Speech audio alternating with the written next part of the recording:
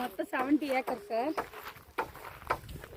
ஒரு பிளாட் வந்து 9600 square feet. அதில் வந்து 81 மரம் வச்சுருக்காங்க. செம்மரம். இப்போ என்னென்ன மரம் இருக்குது? இது எந்த லொக்கேஷனில் அமைஞ்சிருக்கு மேடம்? இது வந்து கல்பட்டு லொக்கேஷனில் அமைஞ்சிருக்கு சார். சரி.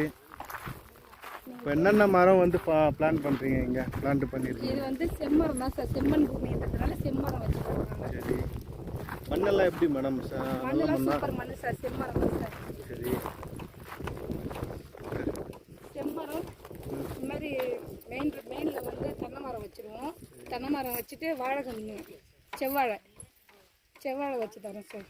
இப்போ வச்சிருக்கீங்களா? அதெல்லாம் எத்தனை வருஷம் ஆகுது வச்சு? எப்போ இது வந்து ஸ்டார்ட்? இல்லை, இது வந்து எப்போ ஸ்டார்ட் பண்ணது முதல்ல? இது வச்சு 1 வீக் ஆகுது சார்.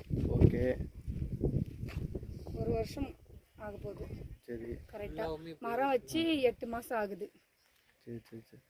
இது வந்து ஒரு நல்ல இது கவர்மெண்ட் அப்ரூவலோடு தானே நீங்கள் பண்ணியிருக்கீங்க? ஆமாம் சார், கவர்மெண்ட் அப்ரூவல் தான் சார் பண்ணியிருக்கோம். ஏன்னா இப்போ சில இடத்துல சொல்கிறாங்க செம்மரம்லாம் வந்து வளர்க்கக்கூடாது அப்படின்னு சொல்லி. இப்போ கவர்மெண்ட்டே அப்ரூவ் கொடுக்குறாங்க. இப்போ கவர்மெண்ட்டே அப்ரூவல் கொடுக்குறாங்க, வளர்க்கலாம்.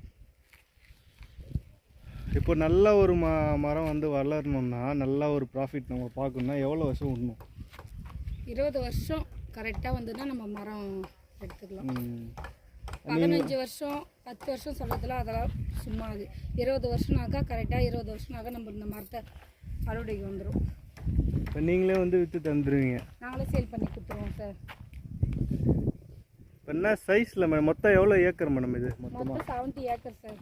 70 ஏக்கர். 70. Okay okay. இப்போ ஒரு என்ன சைஸில் நமக்கு வந்து சேல் பண்ணுறீங்க? 9600 ஸ்கொயர் ஃபீட் சார். கார்னர் ஃபேஸ்ன்னு பார்த்தீங்கன்னா 12000 ஸ்கொயர் ஃபீட் வரும். Square feet 190.